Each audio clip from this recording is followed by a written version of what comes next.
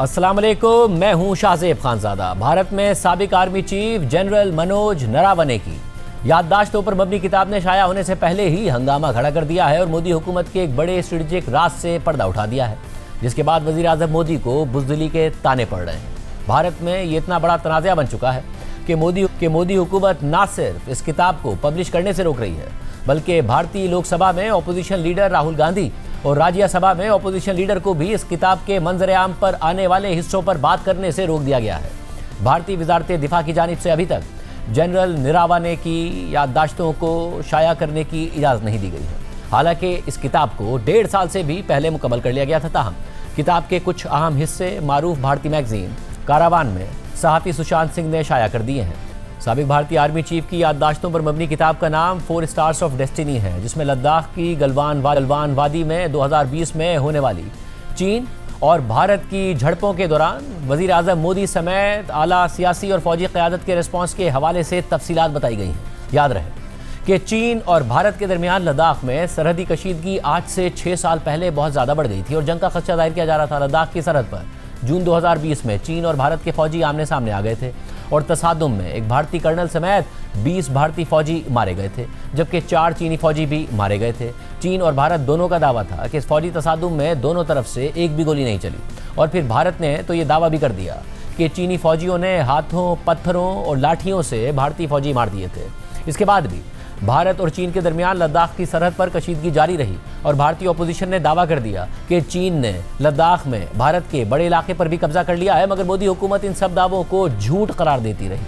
चीन और भारत की लद्दाख की सरहद पर झड़पों के दौरान जनरल मनोज नरावने भारत के आर्मी चीफ थे। अब उन्होंने रिटायरमेंट के बाद अपनी याददाश्तों पर मबनी किताब में दावा कर दिया है कि एक मौके पर चीनी टैंक आगे बढ़ते हुए लद्दाख में भारत के जेर कंट्रोल इलाके के इंतहाई करीब आ गए थे और इस दौरान जनरल नरावने ने बराह रास्त मोदी हुकूमत के आला ओहदेदारों से बार बार राब्ते किए, फ़ोन कॉल्स किए, जिनमें वज़ीर दिफा राजनाथ सिंह, वज़ीर ख़ारजा जयशंकर, कौमी सलामती के मुशीर अजीत डोल और chief of defence staff general Bipin Rawat शामिल थे। मगर सियासी और मिलिट्री क़यादत ने पहले तो वाज़ेह हिदायत देने में बहुत ताख़ीर कर दी।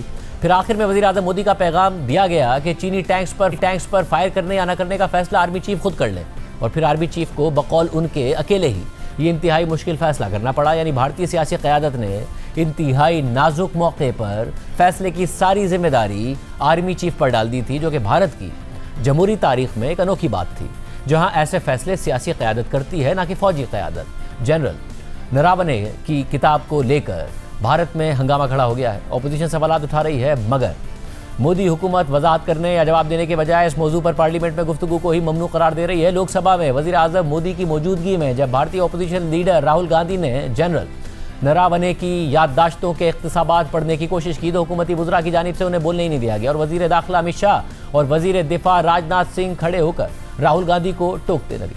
और आज जब भारत के ऐवान बाला राज्यसभा में कांग्रेस के सदर और अपोजिशन लीडर मल्लिकार्जुन खड़गे ने जनरल नरावने की किताब पर बात करने की कोशिश की तो राज्यसभा के चेयरमैन ने उन्हें रोक दिया और माइक किसी और को दे दिया। ये किताब छप तो गई है, लेकिन भारतीय वजारत दिफा से क्लियरेंस ना मिलने की वजह से शाया नहीं की जा सकी है। ताहम जनरल नरावने की याददाश्तों के हवाले से सहाफ़ी सुशांत सिंह ने कारावान मैगजीन में इख्तिसाबात और तफसीलात शाया की हैं, जिसके मुताबिक जनरल नरावने जून 2020 में वादी गलवान में होने वाली चीन भारत झड़पों की निगरानी कर रहे थे, जिसमें भारत के 20 फौजी मारे गए थे और भारत ने चीन के हाथों बड़े इलाके का कंट्रोल खो दिया था। ये 1962 की जंग के बाद लद्दाख में भारत और चीन की सरहद पर होने वाली किसी भी झड़प में पहली फौजी हलाकतें थीं, जिससे मोदी हुकूमत के लिए अवामी बहरान पैदा हो गया था और चीन के साथ दो तरफा ताल्लुकात पर गहरा असर पड़ा था। जनरल नरावने की याददाश्तों के मुताबिक भारतीय फौज की नॉर्दर्न कमांड के सरबराह लेफ्टिनेंट जनरल योगेश जोशी को 31 अगस्त 2020 की रात 8:15 पर एक फ़ोन कॉल मौसूल हुई। जो मालूमात उन्हें मिली उससे वो चौंक कर रह गए, क्योंकि 4 चीनी टैंक्स जिन्हें इन्फेंट्री की मदद भी हासिल थी, वो मशरकी लद्दाख में रचिन ला की जानिब पहाड़ी पर आगे बढ़ना शुरू हो गए थे। जनरल योगेश जोशी ने इस नकलो हरकत की इतला आर्मी चीफ जनरल नरावने को दी, जिन्होंने फ़ौरन ही सूरत हाल की संगीनी को भांप लिया। ये टैंक कैलाश रेंज पर भारतीय मोर्चों से सिर्फ चंद 100 मीटर के फासले पर थे। ये वो बुलंद स्ट्रेटेजिक मकाम था जिस पर भारतीय अफवाज ने चंद घंटे पहले ही चीन की फौज के साथ एक खतरनाक झड़प के बाद कब्जा किया था। चीन और भारत की सरहद, जिसे लाइन ऑफ एक्चुअल कंट्रोल कहा जाता है, उस पर बुलंदी के हर मीटर को स्ट्रेटेजिक बर्तरी के तौर पर देखा जाता है। चीनी टैंकों को आगे बढ़ता देखकर भारतीय फौजियों ने रोशनी करने वाला एक गोला फायर किया, जो एक तरह की वार्निंग थी, लेकिन उसका कोई असर नहीं हुआ और चीनी टैंक्स आगे बढ़ते रहे। इस दौरान भारत के आर्मी चीफ जनरल नरावने ने भारत की सियासी और फौजी क़यादत को घबराहट में फ़ोन कॉल्स करना शुरू कर दी, जिनमें वजीर दिफा राजनाथ सिंह, कौमी सलामती के मुशीर अजीत डोल, chief of defence staff general Bipin Rawat और वजीर खारजा जयशंकर शामिल थे। जनरल नरावने ने अपनी याददाश्त में लिखा है कि उनमें से हर एक से मेरा यही सवाल था कि मेरे लिए क्या अहकामात हैं। इस दौरान सरहद पर सूरत हाल तेज़ी से बिगड़ रही थी और वजाहत का तकाजा कर रही थी, जबकि एक प्रोटोकॉल पहले से ही मौजूद था। यानी जनरल नरावने के पास वाज़े अहकामात थे कि आला सतह से इजाज़त मिलने से पहले कोई फायर नहीं किया जाएगा और उस वक्त भारतीय आर्मी चीफ जनरल नरावने को आला हुकाम कोई वाज़े हिदायत नहीं दे रहे थे और वक्त गुजरता जा रहा था। रात 9:10 पर भारतीय फौज की नॉर्दर्न कमांड के सरबराह जनरल जोशी ने आर्मी चीफ जनरल नरावने को दोबारा फोन किया। उस दौरान चीनी टैंक आगे बढ़ते जा रहे थे और रचिन ला पास से 1 किलोमीटर से भी कम फासले पर रह गए थे। रात 9:25 पर जनरल नरावने ने दोबारा वजीर दिफा राजनाथ सिंह को फोन किया और वाज़े हिदायत तलब की, लेकिन कोई जवाब ही नहीं आया। इसी दौरान चीनी फौज के कमांडर मेजर जनरल लियो लिन का पैगाम मौसूल हुआ। उन्होंने कशीदगी कम करने की तजवीज़ दी और कहा कि दोनों फरीक मजीद नकलो हरकत रोक दें और सुबह 9:30 पर रचिन ला पास पर मकामी कमांडर्स की मुलाकात होगी। हर तरफ से 3 नुमाइंदे होंगे। ये एक माकूल तजवीज़ मालूम होती थी। एक लम्हे के लिए ऐसा लगा कि कोई रास्ता निकल रहा है। रात 10 बजे जनरल नरावने ने वजीर दिफा राजनाथ सिंह और अजीत डोल को फ़ोन करके यह पैगाम पहुंचा दिया, मगर 10 मिनट बाद भारतीय फौज की नॉर्दर्न कमान से फिर फ़ोन आया और बताया गया कि चीनी टैंक्स रुके नहीं हैं और अब वो सिर्फ 500 मीटर के फासले पर रह गए हैं।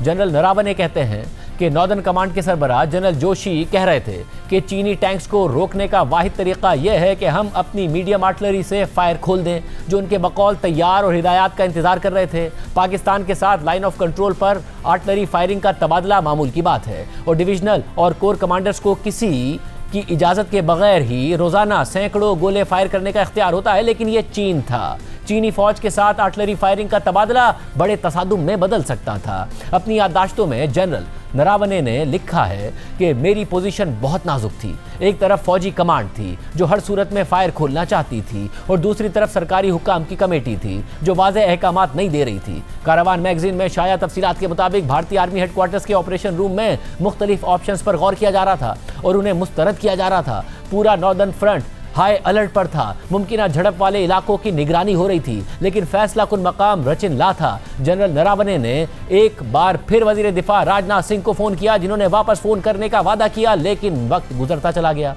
हर गुजरते मिनट का मतलब था चीनी टैंकों का मजीद करीब आ जाना। रात 10:30 पर राजनाथ सिंह ने आर्मी चीफ जनरल नरावने को फोन किया। उन्होंने वजीर आजम मोदी से बात की थी, जिनकी हिदायत एक ही जुमले पर मुश्तमिल थी कि जो उचित समझो वो करो, यानी जो मुनासिब समझो वो करो, जिसका मतलब था कि अब जो फैसला होना था वो खालिसतन एक फौजी फैसला होता। वजीर आजम मोदी से मशवरा किया जा चुका था, उन्हें ब्रीफ किया जा चुका था, लेकिन उन्होंने खुद फैसला करने से इनकार कर दिया था। जनरल नरावने ने लिखा है कि मुझे एक अजीब सूरत हाल में फंसा दिया गया था। अब सारी जिम्मेदारी मुकम्मल तौर पर मुझ पर आ गई थी। ये शदीद तन्हाई का लम्हा था। जनरल नरावने के जहन में सैकड़ों ख्यालात आए। मुल्क कोरोना से लड़ रहा था, मईशत कमज़ोर पड़ रही थी, आलमी सप्लाई चेन्स टूट फूट का शिकार थी।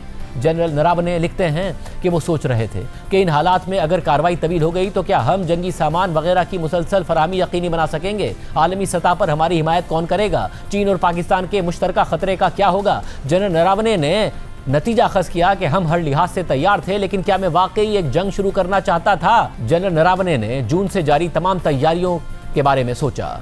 सप्लाई, तरबियत, ताज़ा दस्तों और दुश्वार गुजार इलाके के बारे में गौर किया। यह हज़ारों फौजियों के लिए ज़िंदगी और मौत का सवाल था, जो अगले चंद मिनट्स में आर्मी चीफ के किसी भी हुक्म पर अमल कर देते। चंद लम्हों के बाद जनरल नरावने ने अपना फैसला किया। उन्होंने नॉर्दर्न कमांड के सरबराह जनरल जोशी से कहा कि हम पहले फायर नहीं कर सकते, ऐसा करने से चीनी फौज को जवाब मिल जाएगा। जनरल नरावने ने फायर के बजाय टैंकों को तैनात करने का हुक्म दे दिया और इस हुक्म पर फौरन अमल कर दिया गया और चीनी फौज के टैंक जो चंद 100 मीटर के फासले तक पहुंच चुके थे वो वहीं रुक गए।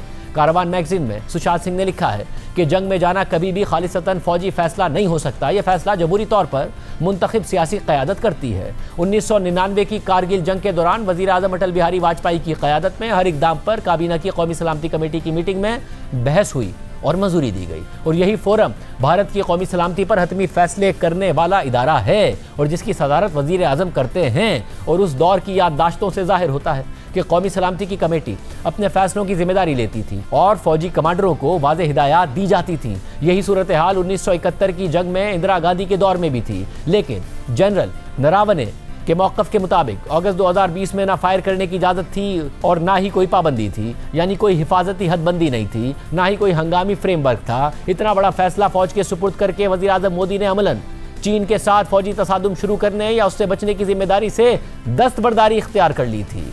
यह आर्मी चीफ का काम नहीं है कि भारत की सियासी और मुआशी सूरत हाल, मुमकिना अमरीकी सिफारती हिमायत, कोरोना वबा या पाकिस्तान और चीन की मुश्तरका कार्रवाई के खतरे का अंदाज़ा लगाए। ये अंदाजे हुकूमत को लगाने होते हैं। ऐसे मामलात में फ़ौज को दी जाने वाली सियासी हिदायत बिल्कुल वाज़े और गैर मुबहम होनी चाहिए, ना कि ऐसा मुबहम हुक्म दिया जाए कि अपनी मर्जी के मुताबिक फ़ैसला कर लो। कारवान मैगजीन के मुताबिक वज़ीर आज़म मोदी की फैसला लेने से ये दस्तबरदारी 2014 से बनाए गए उनके अवामी इमेज के बिल्कुल बरक्स है। पाकिस्तान के साथ महदूद झड़पों के दौरान भारतीय मीडिया और बाद में फिल्म्स और वेब सीरीज के जरिए मोदी को एक बोल्ड, फैसला कुन और खुद अमली तौर पर मैदान में रहने वाले लीडर के तौर पर पेश किया गया। खुद वज़ीर आज़म मोदी का दावा है कि फरवरी 2019 में खराब मौसम के बावजूद बालाकोट में फिजाई हमलों की मंजूरी उन्होंने ज़ाती तौर पर दी थी। मोदी हुकूमत ने पाकिस्तान मुखालिफ बयानिए का खूब इस्तेमाल किया और पुलवामा वाक़े को अपनी दूसरी मुद्दत की इंतखाबी मुहिम में इस्तेमाल किया, मगर चीन इस तरह का बयानिया बनाने के लिए मौजू नहीं है। वो हर लिहाज से कहीं ज़्यादा ताकतवर हरीफ है, लेकिन एक ऐसी हुकूमत जो बयानिए को कंट्रोल करने पर बहुत ज़्यादा दिलचस्पी रखती है, उसके लिए जनरल नरावने की कहानी एक संगीन मसला खड़ा करती है। कारवान मैगजीन के मुताबिक लद्दाख से ताल्लुक रखने वाले मारूफ एक्टिविस्ट सोनम वांगचुक की अहलिया ने दावा किया है कि चीन ने न सिर्फ हमारी ज़मीन पर कब्जा किया हुआ है, बल्कि हर साल हमारे इलाके के अंदर मजीद आगे तक आता जा रहा है। और जब सोनम वांगचुक 2024 और 2025 में इन इलाकों का दौरा करना चाहते थे तो वहाँ कर्फ्यू नाफिज कर दिया गया, इंटरनेट बंद कर दिया गया और उन्हें वहाँ जाने से रोक दिया गया। मैगजीन के मुताबिक भारत ने बफर जोन बनाने और मरबूत गश्त पर इत्तफाक करते हुए चीन को ज़मीन दे दी है, जिसके मुस्तकबिल में किसी भी सरहदी तनाज़े पर संगीन असरात होंगे। भारत इन इलाकों को वापस लेने की पोजीशन में नहीं है, मगर मोदी हुकूमत मुख्तलिफ मौक़े पर यह दावा करती रही है कि चीन के हाथों भारत ने अपना कोई इलाका नहीं खोया, बल्कि कुछ इलाका वापस हासिल कर लिया गया या चीन को पीछे हटने पर मजबूर कर दिया गया। चीन में भारत के साबिक सफ़ीर अशोक कांथा ने इंडियन एक्सप्रेस को बताया कि अगर ये अरेंजमेंट्स मुस्तकिल हो गए तो चीन मुतराज़ इलाकों में बतदरीज तब्दीलियां करने में जुज़वी तौर पर कामयाब हो चुका होगा। भारत के साबिक आर्मी चीफ ने भारतीय क़यादत, खासतौर पर वज़ीर आज़म मोदी को चार्जशीट कर दिया है, मगर उनकी याददाश्तों पर मबनी इस किताब को भारतीय हुकूमत की जानिब से अभी तक पब्लिश करने की इजाज़त नहीं दी गई है।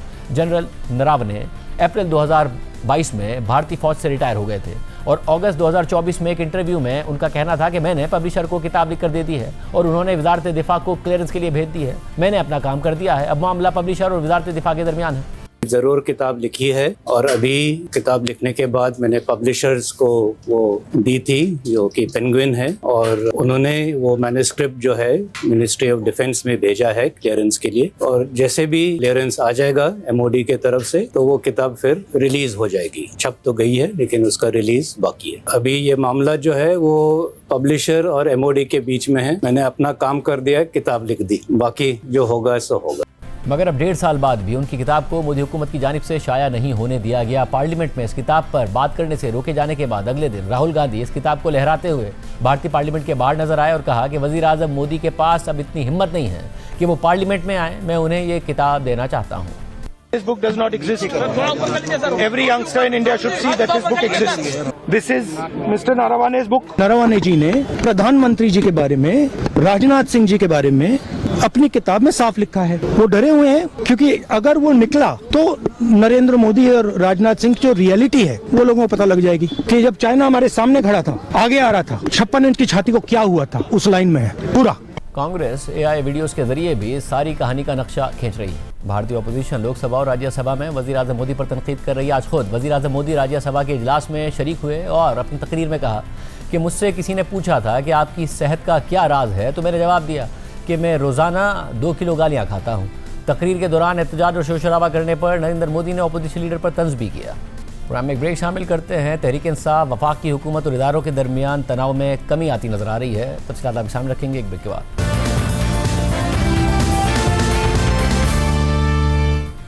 हालिया कुछ अरसे में PTI की खैबर पख्तूनख्वा हुकूमत और वफाकी हुकूमत के दरमियान तनाव कम होता नजर आ रहा है। पहले पीर के दिन एक गैर मामूली पेशरफ्त हुई जब वज़ीर आला खैबर पख्तूनख्वा सुहेल आफरीदी और वज़ीर आज़म शहबाज शरीफ के दरमियान मुलाकात हो गई, जिसे दोनों जमातों ने मजबूत करार दिया। कल वज़ीर आज़म शहबाज शरीफ ने काबीना इजलास से खिताब करते हुए इस मुलाकात का जिक्र किया और कहा कि वज़ीर आला खैबर पख्तूनख्वा तशरीफ़ लाए, सुहेल आफरीदी से एक अच्छी नशिस्त हुई और उम्मीद है कि मामलात अब आगे बढ़ेंगे। फिर मंगल के दिन इमरान खान की बहनों और पार्टी रहनुमाओं से तो मुलाकात नहीं हो सकी, मगर बुशरा बीबी की अपनी बेटी और भाभी से मुलाकात हो गई और इस मुलाकात को बैरिस्टर गौहर खान ने खुशाइंद करार दिया।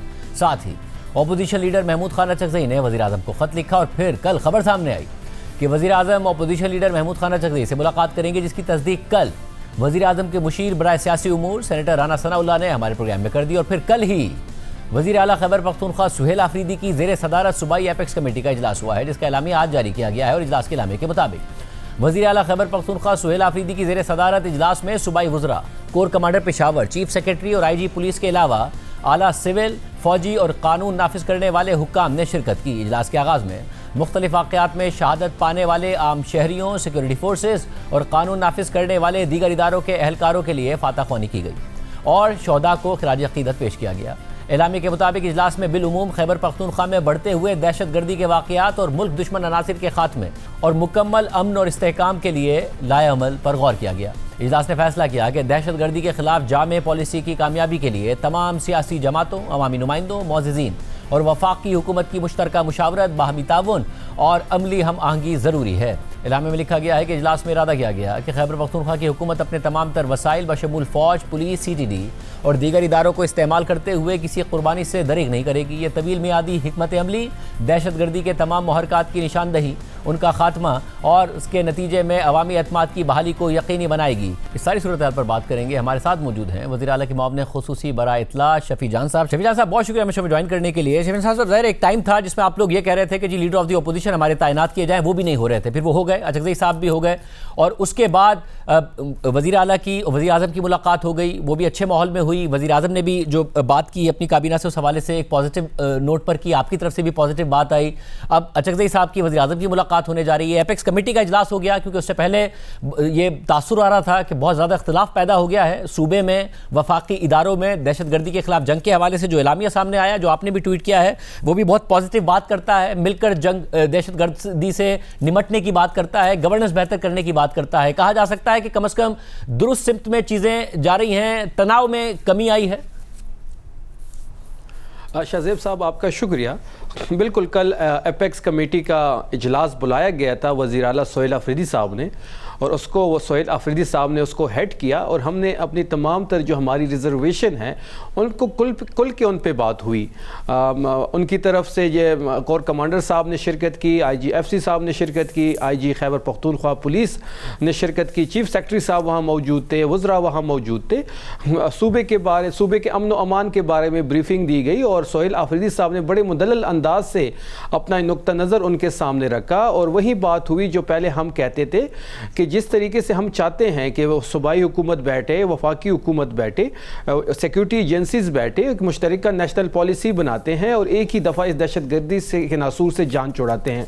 उस पर बड़ी खुल के बात हुई। बंद कमरों का कहा गया कि बंद कमरों के फैसले हम नहीं मानेंगे और डे 1 से जो हमारा स्टांस था उसी पे कायम रह के हमने तमाम चीज़ें बड़ी खुल के उनके सामने रखी। हम ये चाहते हैं शाहज़ेब साहब, देखिए सबसे बड़ी जो इस वक्त खैबर पख्तूनख्वा हुकूमत को चैलेंज जो दरपेश है वो सूबे के अमन व अमान है। सूबे के अमन व अमान के हवाले से सुहेल आफरीदी साहब बड़ी सीरियस कंसर्न है। जिस तरीके से हमारे ऊपर ऑपरेशन को इम्पोज किया गया और जिस तरीके से सूबाई हुकूमत ने आगे बढ़ के फैसिलिटेशन की, लोगों को महफूज मुकामात तक मुंतकिल किया, अल्लाह का करम हुआ, कोई मिसहैप वहाँ पर नहीं हुआ। उस ऑपरेशन में वफाकी हुकूमत के अज़ाइम कुछ और थे। वो सियासी तौर पर तहरीक इंसाफ को डेंट देना चाहते थे। सुहेल आफरीदी साहब का भाई हल्का वो बनता है, उनको सियासी तौर पर डेंट देना चाहते थे, लेकिन वो चीज़ें हमने मैनेज की तो वफाकी हुकूमत ने प्रेस कॉन्फ्रेंस करके यू टर्न ले लिया। ये तमाम तर चीज़ें उनके सामने रखी गई, वफाकी हुकूमत की रोल पे बात हुई। हम ये चाहते हैं कि मुश्तरका तौर पे कार्रवाई हो, सूबे को एतमाद में लिया जाए, वफाकी हुकूमत ऑन बोर्ड हो, ऑनरशिप ले इस चीज़ के, तमाम तर चीज़ें एपेक्स कमेटी में ये तो कह रहे हैं कि ज़मीन में आज की नशिस्त में मुसम्मम इरादा किया गया कि सूबा खैबर पख्तूनख्वा की हुकूमत अपने तमाम तर वसाइल बशमूल फ़ौज, पुलिस, CTD और दीगर इदारों को इस्तेमाल करते हुए किसी कुर्बानी से दरेग नहीं करेगी। यानी कि अब ये तो लग रहा है कि एक इस बात पर इत्तफाक हुआ कि अब फ़ौज और सूबाई इदारे मिलकर इस हवाले से काम करेंगे और दहशतगर्दी से निमटने के लिए आगे बढ़ेंगे।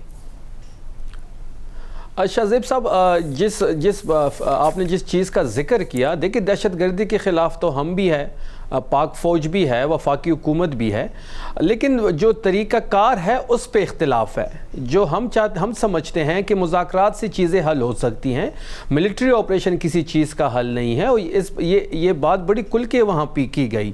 मिलिट्री ऑपरेशन का डे 1 से जो हमारा स्टांस है हम उसी पे कायम है। किससे बात करें कि तालिबान पाकिस्तान से बात करें, ये जो है जिसको आपने भी प्रेस रिलीज में फितनतुल ख्वारिज लिखा है, इनसे बात करें, क्योंकि प्रेस रिलीज में तो आपने लिखा है कि दहशतगर्दी के वाक़यात और फितनतुल ख्वारिज के नासूर के खात्मे और मुकम्मल अमन इस्तेहकाम के लिए लाएमल पर गौर किया गया। तो ये जो फितनतुल ख्वारिज का नासूर का खात्मा है, आप कह रहे हैं इनसे मुज़ाकरात करें? देखिए, एक जामे पॉलिसी पे बात हुई, लाएमल पे बात हुई। जो पाकिस्तान की रियासत के ख़िलाफ़ बंदूक उठाएगा उससे तो कोई बात नहीं हो सकती, लेकिन जो इस पाकिस्तान की रियासत के साथ बात करना चाहता है, सरेंडर करना चाहता है, उससे बात हो सकती है। देखिए, दहशतगर्दी ख़त्म करने की तरीक़ाकार पे बात हुई। तो जो वज़ीर आला ने रखी है ऐसे लोगों की फहरिस्त सामने जो इस फितनतुल ख्वारिज में है, जो कि बातचीत करना चाहते हैं, ऐसे लोग हैं जिनको आप जानते हैं जो बातचीत करना चाहते हैं, लड़ना नहीं चाहते, रियासत से हथियार नहीं उठाना चाहते?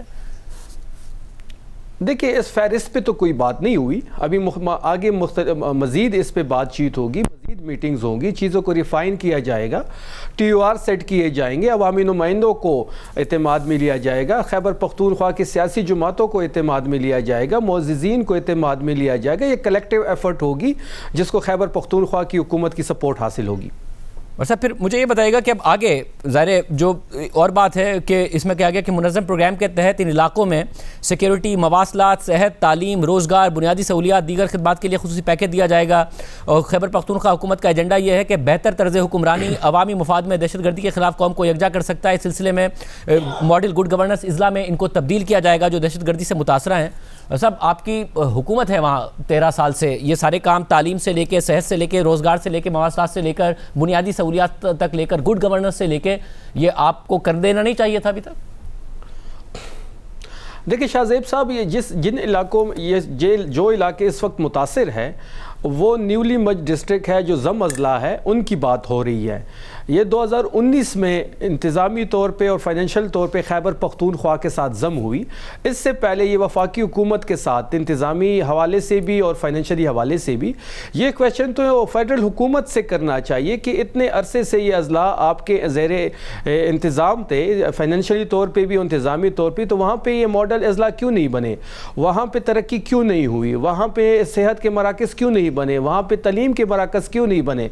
वहाँ पे रोज़गार क्यों नहीं दिया गया? खैबर पख्तूनख्वा की हुकूमत 2019 से लेके आज तक 2019 से लेकर अब तक भी 7 साल हैं और उसके दरमियान में 4.25 साल फेडरल गवर्नमेंट के आपके भी हैं। देखें, 7 साल बिल्कुल आपकी बात ठीक है। हमसे वादा किया गया था कि जब ये अजलास जम हो जाएंगे तो हर साल आपको 100 अरब रुपए दिए जाएंगे। 7 सालों में 700 अरब रुपए बनते हैं, लेकिन बदकिस्मती से अभी तक सिर्फ 168 अरब रुपए हमें मिले हैं। 532 अरब रुपए की जो एक अच्छी खासी रकम है वो अभी तक हमें नहीं मिली। यही बात हमने वज़ीर आज़म की मीटिंग में भी रखी। ठीक है, आपका उस मुलाकात 2019 से 2022 तक तो 3 साल तक वफाक में आप ही की हुकूमत थी, उस दौरान भी नहीं मिले? देखिए, ये मैं एज अ होल फिगर आपको दे रहा हूँ कि 7 सालों में 700 अरब मिलना था, हमें 168 अरब मिला। जब हमारी फेडरल हुकूमत थी तो शाहजेब साहब आपके इल्म में भी होगा कि हमने 2 दफ़ा NFC का इजलास बुलाया। कोविड आया, एक पूरी दुनिया में एक वबा आई जिसकी वजह से मुश्किलात सामने आई। हमने भरपूर कोशिश की, 2 दफ़ा NFC का इजलास भी करवाया, लेकिन आप देख लें कि 700 अरब की जगह अगर हमें 168 अरब मिलते हैं, अगर हमें 532 अरब मज़ीद टाइम पर मिल जाते तो हम वहाँ पर सेहत के मराकज़ को भी बेहतर करते, हम स्कूलों का एक तंजीमी ढांचा भी वहाँ पे ले आते, लोगों को रोज़गार के मौके भी फराहम करते और दहशतगर्दी जैसे नसूर का खात्मा भी इन चीज़ों से हो सकता था। मतलब अब आगे बढ़ते हुए 8 फरवरी जो है वो आ रहा है और उसके हवाले से पार्टी के अंदर इख्तलाफ की बातें आ रही हैं। एक तो इख्तलाफ ये भी सामने आ रहा है कि अलीमा आपने भी हमारे शो में मुतादिद दफ़ा कहा है कि हम पूरा हम करेंगे और आवाम से हम कहेंगे कि ये करें, मगर अलीमा खान साहिबा कह रही हैं खुद सड़कों पर निकलें, सब कुछ बंद कर दें ताकि ये घुटने टेकने पर मजबूर हों। मगर कल ही जब ये बात कही राना सनाउल्लाह साहब ने मुस्तफ़ा नवाज़ खोखर साहब के सामने, तो उन्होंने कहा हमें नहीं पता कि क्या कह रही है अलीमा खान साहिबा, हम बड़े क्लियर हैं, आप घरों पर बैठें और एहतजाज करें अपनी चीज़ें बंद करके और पहिया जाम हड़ताल करके। तहरीक इंसाफ में भी इख्तलाफ है इस हवाले से? देखिए शाहजेब साहब, तहरीक इंसाफ बिल्कुल इंटैक्ट है, कोई हमारे सफ़ों में कोई ऐसी चीज़ नहीं है। हमारा तमाम तर फोकस जो है वो 8 फरवरी पर है। महमूद खान अचकज़ई साहब ने कॉल दी हुई है, जिनको इमरान खान साहब ने ही जिम्मेदारी दी हुई है, तहरीक के हवाले से हो या मुज़ाकरात के हवाले से हो। उनकी कॉल है शटर डाउन की, पहिया जाम की। तहरीक इंसाफ इसको बैक करेगी। पूरे चारों सूबों में, पूरे पाकिस्तान में शटर डाउन होगा, पहिया जाम होगा, रैलीज निकाली जाएंगी। 8 फरवरी को इस नाजायज़ हुकूमत के 2 साल पूरे हो रहे हैं और इन 2 साल के जो जिस तरीके से हमारा मैंडेट लूटा गया, जिस तरीके से हमारा वोटर का वोट चुराया गया, उसके एहतजाज के लिए 8 फरवरी में पूरे पाकिस्तान जो है सड़कों पर होगी और इमरान खान साहब के साथ इज़हार यकजहती करेगी। बहुत शुक्रिया नाज़रीन, गुफ्तगू सुनी। प्रोग्राम में एक ब्रेक शामिल करते हैं। बसंत के हवाले से क्या तैयारियां हैं, थोड़ी देर रह गई है बसंत का टाइम शुरू होने में, आपके सामने रखेंगे ब्रेक के बाद। लाहौर में 18 साल बाद बसंत की तैयारियां अपने उरूज पर पहुंच गई हैं। पंजाब हुकूमत ने 6, 7 और 8 फरवरी को लाहौर में बसंत मनाने का ऐलान कर रखा है और इस हवाले से अवाम में बेहद जोश व खरोश देखा जा रहा है। गलियों, बाजारों, सड़कों और घरों को बसंत के रंगों से सजा दिया गया है। पतंग और डोर के कारोबार से जुड़े अफराद का कारोबार चमक उठा है, जबकि पतंग और डोर की कीमतें भी आसमान से बातें करने लगी हैं। लेकिन इसके बावजूद लाहौर में बड़ी तादाद में पतंगबाजी का सामान फरोख्त किया जा रहा है। इस सवाल से बात करेंगे नुमाइंदा जियो न्यूज़ दुआ मिर्जा भाटी गेट से हमें ज्वाइन कर रही हैं। जवाद मलिक नुमाइंदा जियो न्यूज़ लाहौर मीनार पाकिस्तान से हमारे साथ मौजूद हैं। इसके अलावा मलिक फैजान अहमद साहब भी हमारे साथ मौजूद होंगे, legal advisor kite flying association. दुआ आप बताइएगा क्या इस वक्त माहौल है, क्या देख रही हैं आप, लोग इस वक्त कितने इस वक्त एक्साइटेड हैं कल को लेकर? जी शाहजेब, लाहौर चूँकि जिंदा दिलों का शहर है तो यहाँ पर इस वक्त पूरा लाहौर स्टैंड बाय नज़र आ रहा है। गुड्डे में तनावे डाले जा रहे हैं, खाने पका के रख दिए गए हैं कि पहली पतंग के बाद ही खाना भी खुलेगा और ख़वातीन कपड़े बना रही हैं। मैचिंग गुड्डे की बड़ी डिमांड है इस वक्त और लोगों ने छतें बुक करवाई हुई हैं। चरागा किया जा रहा है, घरों में कपड़े तैयार हो रहे हैं। जिससे ईद का समा होता है वैसे पूरे लाहौर में इस वक्त है। लेकिन चूँकि मैं भाटी गेट में मौजूद हूँ और यहाँ पर रवायत, सकाफ़त और इसके हवाले से ये इलाका बहुत मशहूर है। यहाँ पर बसंत सिर्फ एक फेस्टिवल नहीं है बल्कि यहाँ पर बसंत लोगों की शनाख्त है, नॉस्टैल्जिया है। लेकिन जेन ज़ी को बड़े चैलेंजेस का सामना है क्योंकि उनको लैंग्वेज भी समझनी पड़ रही है, तरीक़ाकार भी समझना पड़ रहा है। लेकिन हम यहाँ पे बहुत कॉपरेशन देख रहे हैं और जनरेशन गैप ज़रा कम महसूस हो रहा है क्योंकि जो एक्सपीरियंस लोग हैं वो जेन ज़ी को गाइड कर रहे हैं कि कैसे पतंग उड़ानी है और 12 बजे का इंतज़ार कर रहे हैं क्योंकि वायलेशन कोई नहीं करना चाह रहा ताकि फेस्टिवल में कोई रंग में भंग ना हो। लेकिन साथ साथ डिमांड एंड सप्लाई का चैलेंज भी सामने आया है क्योंकि लोग बहुत ज़्यादा एक्साइटेड है, लोग गुड्डे ख़रीदना चाहते हैं। डोर अब मार्केट से गायब हो चुकी है और एक जो गुड्डों का जर्मन जिसे फैंसी गुड्डा कहा जाता है उसका जोड़ा 4000 रुपये तक पहुंच चुका है। अभी से कुछ देर पहले ही मैं मोची गेट में जो गढ़ समझा जा रहा है और जहां से सारी खरीदारी हो रही है वहां पर गई थी। मैं आपको लेकर चलती हूं वहां पर कि मैंने जब लोगों से वहां पे बात की तो लोगों का क्या कहना था। आइए। जो पिन्ना था आज से अभी 2-3 दिन पहले 8000 का, अभी कह रहे हैं 15000 का। कहीं एक शॉप पे है, किसी शॉप पे नहीं है। आपको मिल गए? कितने जी मिले? 25। कितने के मिले? 400 रुपए पीस। और आराम से मिल रहे हैं? सुकून से, बिल्कुल जबरदस्त, मजा आएगा। कल पसंद मनाएंगी?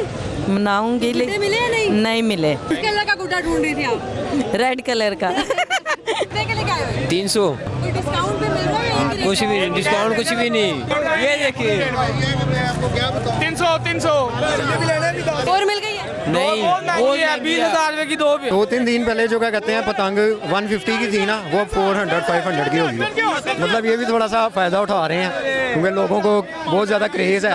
500 की कर दी है, हालांकि ये 50 रुपए के ऊपर की गुड्डी आपने खरीद तो लिया ना? खरीदनी है, बच्चे जिद कर रहे हैं, क्या करें गरीब आदमी, अब यही इससे गुजारा करेंगे। ये बड़े गुड्डे भी आ गए हैं इनके पास, कितने के लिए? 4000 रुपए की जोड़ी। बहुत मुश्किल मिले हमें, 5000 की जोड़ी मिली है, खास रेमर खान के लिए है, हम ये बसंत मनाने के लिए। कितना से बिनो ये बोल है, कम से कम कोई देर नहीं बता रहे हैं। 10,000 120 को तो फॉलो करना है ना, वो तो करना था, वो तो फिर मनानी है। कितने गुड्डे लिए? 20 लिए हैं। कितने के मिले हैं? ये मुझे मिले 18,000 के। खुश हो, पसंद मनानी है? बस शौक है, पूरी फैमिली को हमने इनवाइट किया है, स्टॉक पूरा कर रहे हैं। गुड्डे लेने आए हैं? हाँ जी। पूरा खानदान आ गया? हाँ जी। क्या कुछ मिला है कि नहीं? अभी तो लेने आए हैं। पिंक कलर का गुड्डा तो नहीं ढूंढ रही? नहीं, मैं पिंक नहीं, जोन सा मिलेगा बच्चों ने लेने हैं।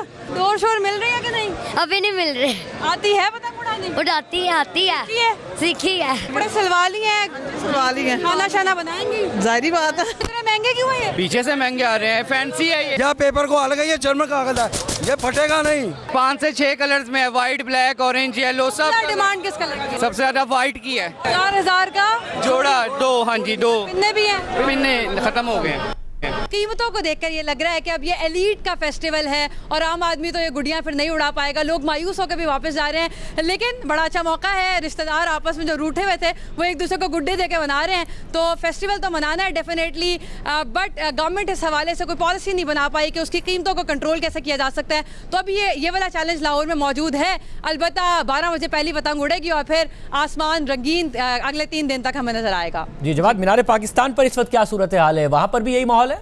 जी बिल्कुल, इस वक्त यही माहौल है। लोग अब छतों पर चढ़ चुके हैं और लेकिन वो इंतज़ार कर रहे हैं कि 12 बजे। उनके पास ढोल भी मौजूद हैं, लाइटें भी हैं। लाइट अभी ऑन नहीं कर सकते, SOPs के मुताबिक उन्हें 12 बजे के बाद ना सिर्फ इजाज़त हो कि लाइटें ऑन करने की, ढोल बजाने की और ख़ास तौर पर टेप रिकॉर्डर या जो भी उन्होंने इंतजाम किए हैं। तो इस वक्त हम देख रहे हैं कि ये वो इलाका है जो गढ़ समझा जाता है पतंगबाजी के हवाले से। मेरे दाएं तरफ है रावी रोड का इलाका, मेरे बाएं तरफ है अंदरून शहर है और मेरे पीछे है जो वो टिमर मार्केट है। तो ये बड़ी बड़ी छतें हैं, छोटे घर हैं, लेकिन ये तारीखी मकामात है। और जब आज से 20 साल पहले यहीं गढ़ होता था और अब भी लोगों ने तैयारी की हुई है। गुड्डे आ चुके हैं, उनके पास मौजूद है, छतों पर लोग चढ़ चुके हैं, ढोल के पास मौजूद है, उन्होंने येलो दुपट्टे भी रखे हुए हैं, कपड़े भी पहने हुए हैं। और उम्मीद है कि 12 बजे के बाद जब लाइटें ऑन होंगी उसके बाद हमारा कैमरा उनको